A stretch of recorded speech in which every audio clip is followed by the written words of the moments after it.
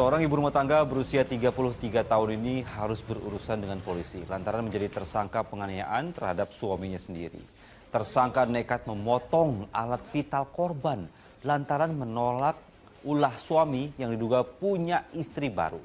Tersangka yang sempat buron menyerahkan diri ke polisi setelah pihak keluarga membujuknya.